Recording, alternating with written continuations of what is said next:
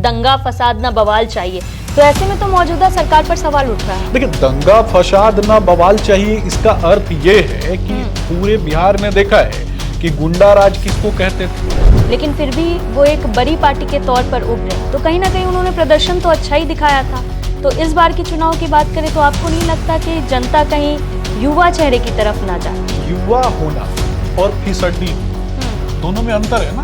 मैंने वही कहा ना कि लालू जी का बेटा 8वां फेल कैसे हुआ, लालू जी का बेटा और राबड़ी देवी का बेटा 8वां फेल कैसे हुआ? क्या संसाधनों की कमी थी? मैं तो चैलेंज करता हूं तेजस्वी यादव को आपके चैनल के माध्यम से कि बिहार में प्लानिंग्स पर मेरे से बात कर ले, बिहार में लोगों के युवाओं के उत्थान के विषय पर बात कर ले। ना युवाओं के विषय पे इनको बात करने आता है, बस एक ट्विटर बॉय।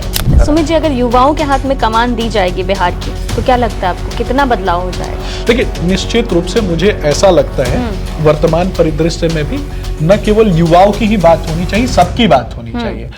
नमस्कार, न्यूज़ 24 देख रहे हैं आप। मैं हूं आपके साथ सबा शाहिद शेख। बिहार में चुनावी साल है। इस साल बिहार में चुनाव होने हैं। चुनाव में बस कुछ महीने का ही वक्त बचा है, लेकिन इन सब के बीच अगर बात की जाए एनडीए की, महागठबंधन की और तीसरे मोर्चे की, तो इन सब की तैयारियां बिहार में आखिर चुनाव को लेकर क्या चल रही है? और अगर बात की जाए उनके वादे और दावे की, तो तमाम तरह के वादे और दावे भी किए जा रहे हैं, लेकिन इन सब की ज़मीनी हकीकत क्या होगी, ये देखने वाली बात होगी। तो चलिए, इन्हीं तमाम बातों पर विस्तार से चर्चा करने के लिए हमारे साथ मौजूद है बीजेपी के फायर ब्रांड प्रवक्ता सुमित शशांक जी।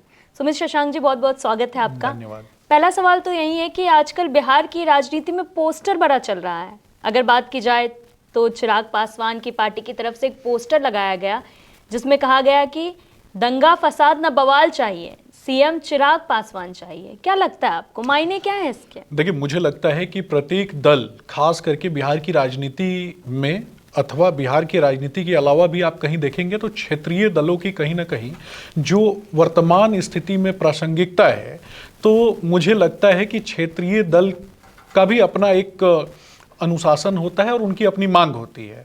तो वो उनके निजी विचार हैं, उस पर बहुत ज़्यादा टीका टिप्पणी नहीं करने की आवश्यकता है। मुझे लगता है कि वर्तमान परिदृश्य में भारतीय जनता पार्टी के प्रवक्ता होने के नाते और एनडीए गठबंधन की बात करने के नाते मुझे लगता है कि बिहार में गांव, गरीब, किसान, मजदूर और सामान्य वर्ग को आगे बढ़ाने के लिए लगातार जो वादे हमने किए थे, उन वादों पर खरा उतरने का काम बिहार के माननीय मुख्यमंत्री नीतीश कुमार जी के नेतृत्व में एनडीए गठबंधन कर रहा है, जिसका एक हिस्सा आदरणीय चिराग पासवान जी भी हैं। जी, तो आपको नहीं लगता कि जिस तरह से वो कोट लिखा गया है वो वाकई तमाम सवाल भी खड़े कर रहा है? क्योंकि जिस तरह से ये कोट लिखा गया और सवाल उठाया गया है कि दंगा फसाद ना बवाल चाहिए, तो ऐसे में तो मौजूदा सरकार पर सवाल उठ रहा है। देखिए, दंगा फसाद ना बवाल चाहिए, इसका अर्थ ये है कि पूरे बिहार ने देखा है कि गुंडा राज किसको कहते थे, अपराधियों का राज किसको कहते थे, माताओं बहनों का जिस तरीके से चीरहरण हो जाया करता था लालू राज में, और उसके बाद लालू यादव पंचायती करते हुए दिखाई देते थे। मैं सिर्फ इतना पूछना चाहता हूं और खास करके बिहार के दर्शकों को बताऊंगा कि एक कालखंड जिसमें एक दलित आईएएस अधिकारी जिसकी पत्नी का बलात्कार होता है और बलात्कार की घटना के बाद जब वो व्यक्ति इंसाफ के लिए मुख्यमंत्री के दरवाजे पे जाता है, तो उसके बाद उसके बहन का भी बलात्कार होता है, उसकी माँ का भी बलात्कार होता है, और उसके यहाँ काम करने वाली जो नौकरानी है उसका भी बलात्कार होता है। तो ये कहीं ना कहीं उस जंगल राज की भयावहता को दर्शाता है, और उससे बाहर निकल करके अगर कोई चाहता है, कोई भी दल, खास करके एनडीए गठबंधन के अंतर्गत आने वाले प्रत्येक दल की ये जिम्मेदारी बनती है कि लोगों को हम अवेयर कराएं उस अपराधियों के तंत्र से, उस गुंडा तंत्र से। आगे चल करके तेजस्वी यादव ने लालू जी से एक चीज सीखी, वो था चोरी करने का नया तरीका। उसको कहते हैं क्रेडिट चोरी कर लेना, यानी दूसरे ने काम किया और दूसरे के किए गए कार्यों को अपने आईटी सेल के माध्यम से चोरी कर लेना, लोगों में भ्रम फैलाना, झूठ बोलना, जोर से बोलना, बार बार बोलना। आपने देखा होगा कि होली के दिन किस तरीके से उनका एक भाई और लालू जी का बेटा किस तरीके से एक पुलिस वाले को कहता है कि ये दीपक नाचो। ये किस चीज की मानसिकता को दर्शाता है? कि कहीं ना कहीं जिस गुंडा तंत्र को उन लोगों ने जिया है, जिस अपराधियों में के शासन का उन्होंने राज संचालित किया है, नशे में तो वो इस प्रकार की हरकतें कर रहे थे। मुख्यमंत्री के दरवाजे पे पहुंच करके उनके विषय में अपशब्द कह देना, ये किस प्रकार का तंत्र चला रहे थे। तो कहीं ना कहीं उस कालखंड की एक छोटी सी झलक लोगों ने देखी। तेजस्वी यादव भी कभी कभी इस प्रकार की हरकतें कर देते हैं। तेजस्वी यादव के मंच पर से और उनके बड़े भाई ने किस तरीके से राजद के ही कार्यकर्ताओं को गर्दन में हाथ डाल करके फेंकने का काम किया। तेजस्वी यादव ने अपने बड़े भाई को भी किनारे लगाने का काम किया। तो कहीं ना कहीं विरोधाभास की जो स्थिति है वो इस परिवार के अंदर ही चल रही है, अंदर ही सहमत का खेल चल रहा है। और ये बात करते हैं एकजुटता की, और किसकी एकजुटता की बात करते हैं, कभी ये युवाओं की बात कर लेते हैं, कभी बिहार में माताओं बहनों की बात कर लेते हैं। और लालू जी का बयान आता है कि आंख सेकने जा रहा है किस पर, तो मुख्यमंत्री नीतीश कुमार जी के विषय में, जो जाने जाते हैं महिलाओं को सशक्त करने के लिए बिहार में, जो जाने जाते हैं महिलाओं को एक तरीके से संवर्धित करने के लिए, जो जिनका ध्येय रहा कि बिहार की महिलाओं को कुपोषण के दर से बाहर निकालना, जिनका ध्येय रहा कि किसी भी परिवार में अगर बेटी का जन्म होता है तो उसके खाते में हजारों रुपए दिए जाएं, वही बेटी जब साइकिल योजना के तहत जब स्कूल में जाती है तो उस बेटी को 9वीं कक्षा में हम साइकिल प्रदान करने का काम करते हैं ताकि उसकी शिक्षा दीक्षा में कोई समस्या ना हो। वही बेटी जब मैट्रिकुलेशन पास करती है तो उसके खाते में हजारों रुपए दिए जाते हैं, और वही बेटी जब इंटर पास करती है तो खाते में हजारों रुपए जाते हैं। उसी बेटी के ग्रेजुएशन पास करने के बाद उसके खातों में हजारों रुपए दिए जाते हैं। विवाह के निबंधन पे पैसा देने का काम किया जाता है, और उसके बाद 33% आरक्षण देने का काम करते हैं, और निकाय चुनाव लड़ने पर 55% आरक्षण देते हैं। और आप डाटा निकाल करके देख लीजिए, वर्तमान परिदृश्य में पूरे 1 साल के टेन्योर में बिहार एक ऐसा राज्य है जिस राज्य ने सबसे ज्यादा सरकारी नौकरी देने का काम किया। लघु एवं कुटीर उद्योगों की स्थापना मैंने एक बड़े चैनल के माध्यम से साक्षात्कार किया था, और मैंने कहा था कि 2020 के बाद बिहार लघु एवं कुटीर उद्योगों को संवर्धित करने के लिए हम काम करेंगे। लेकिन लघु एवं कुटीर उद्योगों को तो हमने संवर्धित किया ही किया। अब आप देखेंगे कि एक ऐसा राज्य जहां सीमेंट उद्योग सबसे ज्यादा लगाए जा रहे हैं। सीमेंट का प्रयोग कहां होता है? जहां पे इंफ्रास्ट्रक्चर डेवलपमेंट करने की कहीं ना कहीं अपार संभावनाएं होती हैं, और उन सब संभावनाओं को जीने का काम, उन संभावनाओं को जीवंत रखने का काम आज वर्तमान परिदृश्य में एनडीए की सरकार कर रही है। लालू जी के युवराज बालू माफिया, भू माफिया, शराब माफिया से पैसा लेने का काम करते हैं। ये तो प्रत्यक्ष है, और प्रत्यक्ष को प्रमाण की क्या आवश्यकता होती है। अच्छा सुमित जी, आप जिस तरह से लालू परिवार की बात कर रहे थे, तो अभी अगर बात की जाए तो आरजेडी की कमान लालू यादव के हाथ में है। आने वाले समय में आपको क्या लगता है, क्योंकि जिस तरह से आप कह रहे थे कि तेजस्वी यादव ने अपने भाई को किनारा कर दिया, तो किसके पास कमान जाएगा? कोई और आएगा, या फिर मीसा भारती, या फिर तेजस्वी यादव, या उनके भाई, किनके पास? देखिए, जो प्रश्न आपने किया है, इस प्रश्न में भी कहीं ना कहीं विरोधाभास है। इस प्रश्न के आगे क्या लालू यादव के हाथ में वर्तमान परिदृश्य में राजद की कमान है? इसके आगे एक बड़ा क्वेश्चन मार्क है। लेकिन मैं सिर्फ इतना कहूंगा कि घर में ही सिर्फ फुटौल है। कौन बनेगा राजद का मुखिया? तेजस्वी यादव कि तेज प्रताप यादव? कहीं ना कहीं तेज प्रताप यादव को तो पहले ही किनारे करके लगाने का काम किया गया था। एक तरीके से राजनीतिक तौर पे ठिकाने लगाने का काम तेजस्वी यादव ने किया। दूसरी बात कि मीसा भारती की बात होती है अथवा रोहिणी आचार्य की बात होती है, सभी तो लैंड फॉर जॉब मामले में एक तरीके से सब लोग कहीं ना कहीं फंसे हुए हैं। यादव मुसलमान समीकरण बनाने का इन लोगों ने काम किया, लेकिन मुसलमानों के नाम पे जो पैचेज ऑफ वोट जिसको बोलते हैं ना, उस पैचेज ऑफ वोट में से इन्होंने क्या किया कि जो ठेकेदार थे, शहाबुद्दीन जैसे अपराधी और गुंडों को इन लोगों ने टिकट दिया, जो वोट के ठेकेदार बने, और वोट की दलाली करने वाले लोगों को इन्होंने एक तरीके से टिकट दिया। क्या किसी डॉक्टर इंजीनियर को, क्या किसी अर्थशास्त्री को, जो मुस्लिम वर्ग से आने वाले जो सामान्य परिवार के जो लोग हैं, ऐसे लोगों को कभी टिकट दिया क्या? यादवों का वोट इनके लिए महत्वपूर्ण है, लेकिन तेजस्वी यादव के समकक्ष बराबरी में यादव परिवार से आने वाला कोई बेटा बेटी बैठ जाएगा? ये हिम्मत है क्या किसी की जिनको ये बैठने देंगे? इन्होंने संजय यादव को हरियाणा से एक्सपोर्ट क्वालिटी का नेता लेकर के आए, वोट दिया बिहार के लोगों ने, और संजय यादव को इन लोगों ने राज्यसभा भेज दिया। अब संजय यादव बैक डोर से कमांड कर रहे हैं किसको? तेजस्वी यादव को, पूरे परिवार को। तो कहीं ना कहीं संजय यादव के कारण इनके पूरे परिवार में एक विरोधाभास की स्थिति है। आप देखेंगे लालू यादव जी एक कालखंड में, हालांकि उनके अच्छे स्वास्थ्य की कामना करता हूं, लेकिन जब परिस्थितियां बदलेंगी तो एक बड़े सिरफुटव्वल को बड़ी फूट आप राजद में देखने वाली हैं, जिनके अंदर ना घर के अंदर ना नीति है, ना नियत है, ना नैतिकता है। वो बिहार के लोगों के लिए सोचते हैं क्या? एक प्लानिंग, मैं तो चैलेंज करता हूं तेजस्वी यादव को आपके चैनल के माध्यम से कि बिहार में प्लानिंग्स पर मेरे से बात कर ले, बिहार में लोगों के युवाओं के उत्थान के विषय पर बात कर ले। ना युवाओं के विषय पे इनको बात करने आता है, बस एक ट्विटर बॉय है, ट्वीट कर देते हैं। महत्वपूर्ण मुद्दों पे अगर कभी सदन के पटल पे डिबेट करना है और बिहार विधानसभा से भाग जाते हैं, ये निकल लेते हैं कहीं विदेश में जाकर आप युवाओं के मुद्दे की बात कर रहे हैं, लेकिन वो तो लगातार कहते हैं कि नौकरी उन्होंने दिलवाई है, और अब तो वो बहुत सारे फ्री के वादे भी कर रहे हैं। वो कह रहे हैं 200 यूनिट बिजली फ्री देंगे, वृद्धा पेंशन बढ़ाया जाएगा, माई बहन मान योजना के तहत पैसे दिए जाएंगे। वही बता रहा हूं मैं आपको, माई बहन मान योजना की पोल मैंने यहाँ खोल दी कि लालू राज में क्या होता था।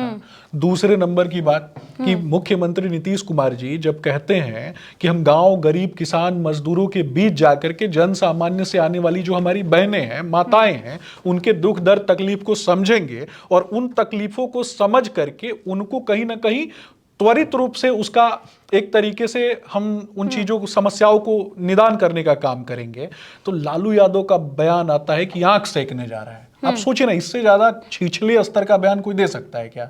इससे ज्यादा जघन्य घटिया बयान किसी व्यक्ति का हो सकता है क्या? तो ऐसी मानसिकता है इन लोगों की। बेटी के विवाह के समय में शोरूम के शोरूम लूट लिए गए थे, ये भी तो देखा है ना बिहार ने। सोफा उठा लो, गाड़ी उठा लो, किसी की मोटरसाइकिल लगी है तो वो भी उठा लो। मोटरसाइकिल चोरी का पंचायती जिनके दरवाजे पे होता था, वैसे लोग बिहार की उन्नति उत्थान की बात करेंगे। मैं तो सिर्फ इतना पूछना चाहता हूं, मैं किसी भी व्यक्ति के शिक्षा दीक्षा पे प्रश्न नहीं खड़े करना चाहता, और मैं ये भी नहीं कहता कि जिसके पास डिग्री है वही सबसे ज्यादा पढ़ा लिखा है। मैं ये कहता हूं कि डिग्री से आगे बढ़कर गुणवत्तापूर्ण शिक्षा का आधार यह है कि सामाजिक, सांस्कृतिक, नैसर्गिक जो जीवन जीने की जो शैली है उस व्यक्ति को पता हो, लोगों के साथ कैसा व्यवहार किया जाता है ये पता हो। लेकिन एक मुख्यमंत्री और उसी परिवार में एक दूसरा मुख्यमंत्री और दोनों का बेटा, वो भी 8वां फेल। लालू जी कह रहे थे ना कि मेरा बेटा तरुण कभी भी पॉलिटिक्स में नहीं आएगा, मेरा बेटा क्रिकेटर है। और उन्हीं का भाषण था कि मेरा बेटा तरुण पानी उठा के, तौलिया उठा के दौड़े जा रहा है, दौड़े जा रहा है, दौड़े जा रहा है। आज तक वो तरुण दौड़े ही जा रहा है। उस तरुण ने कभी अपने आप को साबित नहीं किया बिहार के लोगों के सामने, लेकिन बार बार रीलॉन्च करना है। एक कांग्रेस पार्टी के युवराज हैं, उनको भी बार बार रीलॉन्चिंग होती है। उनके पिछलग्गुओं की जमात 2-4 घूमते हैं, एक सर्कस का रथ लेके घूमता है बिहार में। दूसरा जो है वो कहीं ना कहीं कुंठित व्यवस्था को जीने का प्रयास करता है। आज भी वैसे लोगों को ऐसा लगता है कि वही राजतंत्र चला रहे हैं। उनको लगता है कि सत्ता बदलेगी तो वो लोगों से बदला ले लेंगे। लेकिन मुझे लगता है कि बिहार के उन्नति के लिए, बिहार के उत्थान के लिए, बिहार की तरक्की के लिए, बिहार में पलायन को रोकने के लिए व्यवस्थाएं क्या थी। आज पलायन पर भी ये प्रश्न खड़े करते हैं, लेकिन पलायन किसके काल में हुआ ये नहीं बताते हैं। पुलों का निर्माण लगातार हमारे काल में हो रहा है। मरीन ड्राइव जैसा बड़ा ड्रीम प्रोजेक्ट जो है वो हमारे काल में हुआ। सड़कों का निर्माण हम कर रहे हैं और विनिर्माण सेक्टर को बढ़ाने का काम कर रहे हैं। ड्राई पोर्ट बनाने का काम हमने किया। उसके अलावा स्पेशल इकोनॉमिक जोन बनाने का काम हम कर रहे हैं। गया को इंडस्ट्रियल स्मार्ट सिटी बनाने का काम हमने किया। लाखों लोगों को नौकरी देने का काम हमने किया। है क्या इनके पास कोई योजना? लेकिन आप पुल पुलिया की बात कर रहे हैं, आए दिन कहीं ना कहीं से ऐसी खबर आ जाती है कि पुल टूट गया है। देखिए, निश्चित रूप से अगर पुल का निर्माण होता है, पुल कहीं ना कहीं अगर टूटते भी हैं, तो मेरा ये मानना है कि जो संबंधित विभाग है वो संबंधित ठेकेदारों के ऊपर, खास करके संबंधित ठेकेदारों के ऊपर कार्यवाही भी करता है। लेकिन इसका अर्थ ये तो नहीं है ना कि आप पुलों का निर्माण ही बंद कर दो लालू राज की तरह। अलकतरा आया, अलकतरा चुरा के उसका पैसा जेब में भर लो और बेटे के खाते में जमा कर दो। नौकरी देने की बात होती है तो इन्होंने कहा नौकरी दी है, मैं बता देता हूं। इन लोगों ने पश्चिम मध्य रेलवे की घटना है, 78 लोगों की टीम बनाई जाती है। लालू यादव जैसे लोगों ने 78 लोगों की टीम बनाकर फर्जी सर्टिफिकेट बनवाया वैसे लोगों का जिनको इनको नौकरी देना था, और वैसे ही लोगों का जमीन लिखवा लिया और फर्जी नौकरी दे दी। कहां? तो रेलवे में, जिस कारण से उनके ऊपर केस है। सजा याफ्ता मुजरिम है ना, चारा चोरी, अलकतरा चोरी के मामले में तो अब बताइए ना, ऐसे व्यक्ति से आप किस बात की उम्मीद कर सकते हैं? अच्छा ठीक है सुमित जी, जिस तरह से आप कह रहे थे कि तेजस्वी यादव ने कुछ नहीं किया, एक तरफ नीतीश कुमार हैं आप लोगों की तरफ से, एनडीए की तरफ से, जिनके स्वास्थ्य को लेकर बार बार लगातार सवाल उठता है, और एक तरफ तेजस्वी यादव हैं। अगर 2020 के विधानसभा चुनाव की बात की जाए तो उन्होंने अकेले दम पर चुनाव लड़ा था, कोई बड़ा चेहरा उनके पास था भी नहीं, लेकिन फिर भी वो एक बड़ी पार्टी के तौर पर उभरे, तो कहीं ना कहीं उन्होंने प्रदर्शन तो अच्छा ही दिखाया था। तो इस बार की चुनाव की बात करें तो आपको नहीं लगता कि जनता कहीं युवा चेहरे की तरफ ना जाए? देखिए, सबसे पहले तो मैं पूछना चाहता हूं कि युवाओं की तो बात होनी ही चाहिए। भारतीय जनता पार्टी भी लगातार युवाओं की बात करती है, लेकिन युवा होना और फिसड्डी होना दोनों में अंतर है ना। मैंने वही कहा ना कि लालू जी का बेटा 8वां फेल कैसे हो गया, लालू जी का बेटा और राबड़ी देवी का बेटा 8वां फेल कैसे हो गया? क्या संसाधनों की कमी थी? तो जिस व्यक्ति में ये इच्छा शक्ति नहीं थी कि वो अपने बेटे तक को 8वां फेल नहीं बना सके, उससे आगे बढ़ा सके, वो व्यक्ति बिहार के बच्चों की शिक्षा दीक्षा की बात करेगा क्या? वो बीपीएससी के परीक्षार्थियों के लिए जब वो जाते हैं बात करने के लिए, तो शर्म नहीं आती है क्या उनको? इस पर भी तो बात होनी चाहिए ना। और मुख्यमंत्री नीतीश कुमार जी के स्वास्थ्य पर वो बात करते हैं, कभी अपने पिताजी लालू जी के स्वास्थ्य के विषय में बोला है उन्होंने? नहीं बोला ना। उनके स्वास्थ्य पर भी तो बोल देते हैं, उनके लिए लालू जी जवान है, लेकिन आदरणीय मुख्यमंत्री, तो लालू यादव के हाथ में कमान भी तो नहीं है ना? मैं वही बता रहा हूं ना, मैं वही बता रहा हूं। आदरणीय मुख्यमंत्री नीतीश कुमार जी राजनीतिक, सामाजिक और सांस्कृतिक सूचिता के प्रतीक के रूप में उन्होंने लगातार काम किया। तेजस्वी यादव को डर लगता है। डर इस बात से लगता है कि उनकी छवि के सामने ना ही उनके पिता टिक पाए और ना ही वो टिक पाते हैं। और भारतीय जनता पार्टी के पास ऐसे लीडर्स की कोई कमी नहीं है। अंतिम पायदान तक भारतीय जनता पार्टी के अंतर्गत अंतिम पायदान तक युवाओं की एक बड़ी फौज है।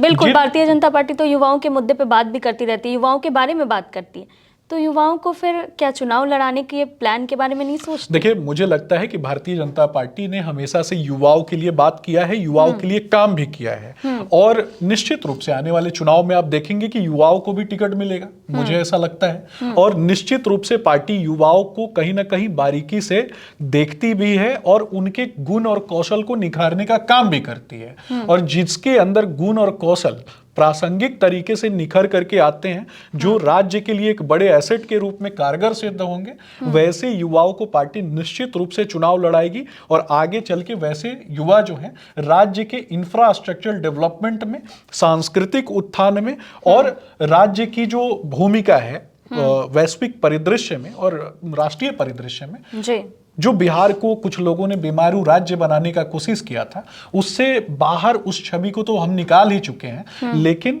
सर्वश्रेष्ठ बनाने की दिशा में वैसे युवा काम करेंगे। सुमित जी, अगर युवाओं के हाथ में कमान दी जाएगी बिहार की, तो क्या लगता है आपको कितना बदलाव हो जाएगा? देखिए, निश्चित रूप से मुझे ऐसा लगता है वर्तमान परिदृश्य में भी न केवल युवाओं की ही बात होनी चाहिए, सबकी बात होनी चाहिए। और समाज के प्रत्येक तबके की जिम्मेदारी होती है। युवाओं में एक जुनून होता है, और जो युवा अवस्था से जो लोग ऊपर निकल चुके हैं, उनके अंदर संयम के साथ साथ नेतृत्व कौशल भी होता है। तो दोनों को एक दूसरे के पूरक के रूप में काम करने की आवश्यकता है, और ये सामंजस्य भारतीय जनता पार्टी काफी अच्छे से निभाना जानती है। जी, मेरा आखिरी सवाल आपसे यही है कि जिस तरह से ऑपरेशन सिंदूर के बारे में जब बात कर रहे हैं पीएम मोदी, पहलगाम में हमले के बाद वो बिहार की धरती से बोल रहे थे कि जो भी ये काम किया है आतंकवादियों ने, उनको छोड़ा नहीं जाएगा, उनको उम्मीद से भी बड़ी सज़ा मिली जाएगी, क्योंकि ये हमला, उन्होंने कहा था पीएम मोदी ने कि ये हमला भारत की आत्मा पर हुआ है,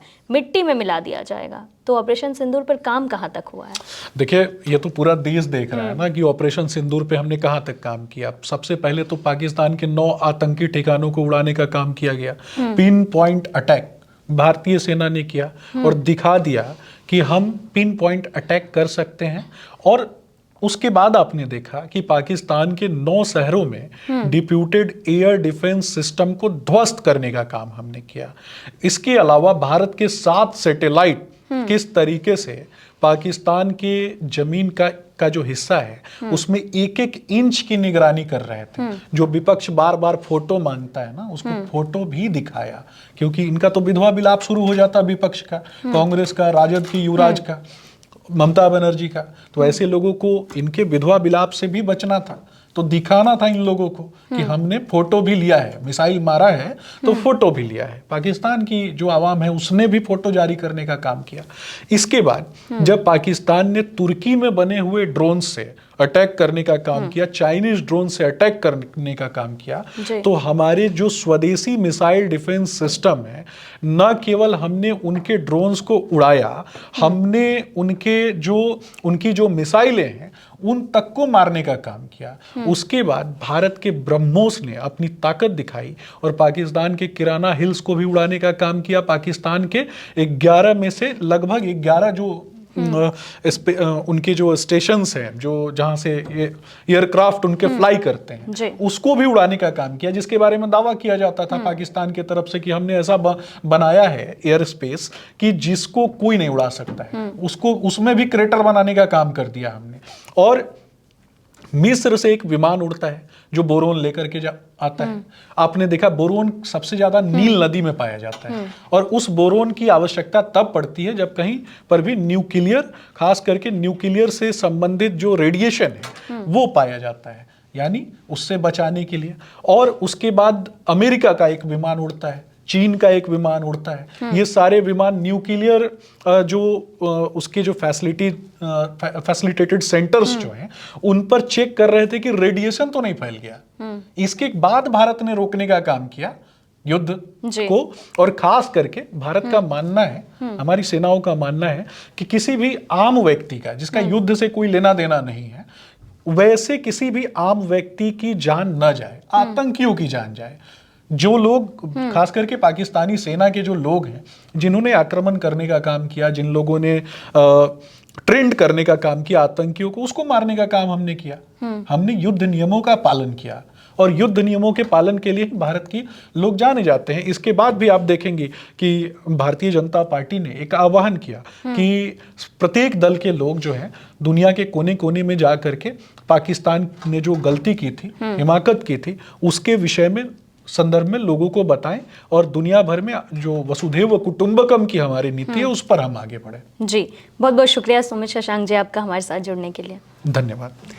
दरअसल अगर बात की जाए बिहार चुनाव की, तो वादे और दावे तो बहुत हो रहे हैं, लेकिन इसकी हकीकत क्या होगी, जनता के बीच ये वादे और ये दावे कितना असर दिखाएंगे, ये तो आने वाला वक्त ही बताएगा। फिलहाल के लिए इतना ही। देखते रहिए News 24। नमस्कार। धन्यवाद।